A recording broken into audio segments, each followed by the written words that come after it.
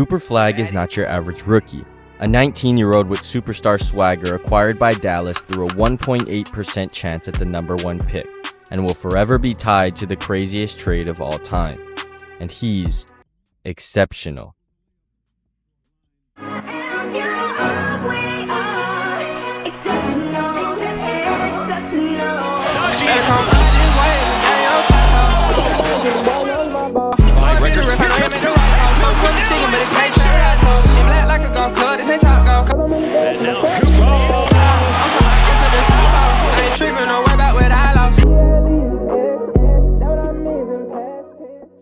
Over the course of NBA history, we've seen plenty of rookies shine in their first season in the league, but only a handful have reached the level of generational. Guys like LeBron, Luka, and Wemby were all easily at an all-star level with promise of superstar future the moment they step foot into the league. And Cooper Flagg may just be right there with them. Okay. The first 18-year-old to drop a 40-point game in NBA history and the youngest player to ever do so. The youngest to record 3 consecutive 20-point games, surpassing both LeBron and Kobe. Nearly dropped a 30-point triple-double, being just 1 rebound and 1 assist shy, making him one of 3 Mavericks to ever get that close. 40-point games, 30-point games, 20-point games, he does it all.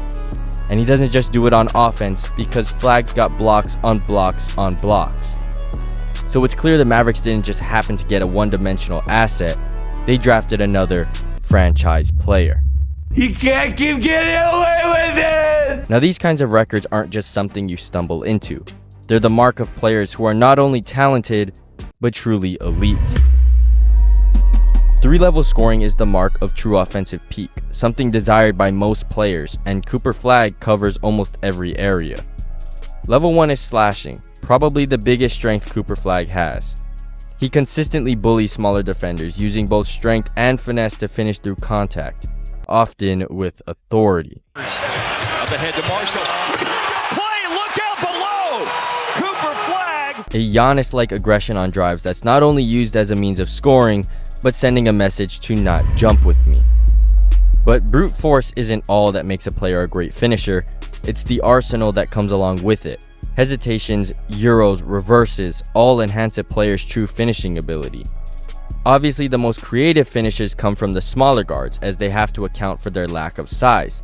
But Cooper Flagg has the rare ability to do it all. Then we found out late in the first quarter he's officially out for the game. And another drive and finish by Cooper Flagg hits the deck. But here's the thing. Drivers become significantly more dangerous the less space you can give them. And this is where Cooper Flagg isn't quite covered. Level 2 is 3-point shooting. Over the course of his rookie season, he's standing at about 27% from 3. Damn! Which means there's not a whole lot of crisp smooth splashes going on. But what if I told you that this weakness is actually not that bad of a thing? Shooting is a concept that can be learned and mastered given enough time and reps. It's not something that relies on pure genetics. There have been many guys who have come into the league without a solidified jumper. For example, LeBron was a freak of nature athlete the moment he stepped foot into the league, but wasn't a consistent threat from the 3-point line. However, as he spent more time in the league, his range started to expand, making him a bigger threat than he was before.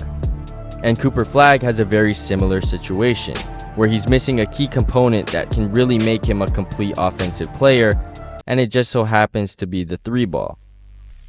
But then there's also the in-between game. Mid-ranges, floaters, post work, anything in between the 3-point line and finishes at the rim. Coop is actually pretty solid in this area as well, simply by his size. He's big enough to post up smaller matchups, tall enough to shoot over mismatches, and has a soft enough touch to convert on floaters. About 33% of Cooper Flagg's offense comes from this area, and he's averaging a very good 50% from the field when taking these types of shots. But 3-level scoring is only exactly what it is. Scoring. And we all know that offense isn't only scoring. The best superstars have this shared ability to make others around them better by simply setting them up to succeed, whether that be drawing doubles or forcing doubles. Here we have Cooper Flagg in a double team. His options are clear: swing to Clay on the wing for a 3 or Gafford inside for a dunk. It's all dependent on Keon Ellis right here. Coop fakes both defenders to open a passing lane, uses his eyes to bait Ellis out to Clay, and rifles a pass to the best possible outcome, a wide open dunk. But this double was chosen by the defense, and sometimes engaging a second defender yourself is just as good. Now we have Coop with no double. He drives and gets a step on Cade, forcing Duren to step up, leaving Anthony Davis wide open in the dunker spot. Let's do this again. Coop at the top in free space. He gets to step on the smaller Bruce Brown, forcing Valanciunas to cheat over early, opening up an easy alley. And this happens quite a bit. Because Cooper Flagg is such a mismatch nightmare, many teams will often be cross-matched at any given moment. So let's see it one more time. Coop at the top in space. He gets to step on Melton, forcing an engagement from Draymond, leaving PJ wide open for a dunk. No matter how good a player is, the ability to make the right play under various circumstances will always be an incredibly valuable skill to possess. And so is being an absolute block machine. And upstairs, which he can do to grab the rebound, and Coop can block it. We know he can do that as well. Looking for an assist here, and Coop with a big swatting. With Coop all over him, good defense.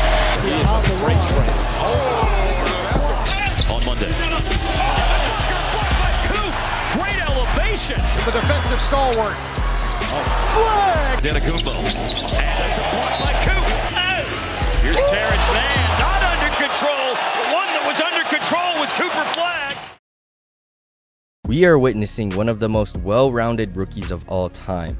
Not only does he have a nearly complete offensive game in both scoring and playmaking, but he's an absolute beast on the defensive end as well.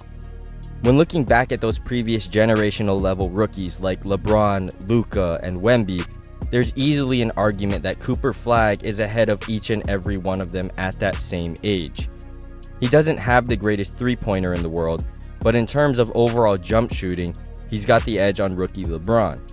He's obviously leaps and bounds ahead of Luka on the defensive end, and his overall command of the game on both ends is much more balanced than Victor Wembanyama's ever was. And he backs his overall play with impressive stats as well. He's the only rookie this season to be ranked top 3 in the 5 major stat categories, those being points, assists, rebounds, blocks, and steals, which is incredible to not only be ranked in all of those stats, but to be ranked as high as top 3 as well speaks volumes on how good he really is.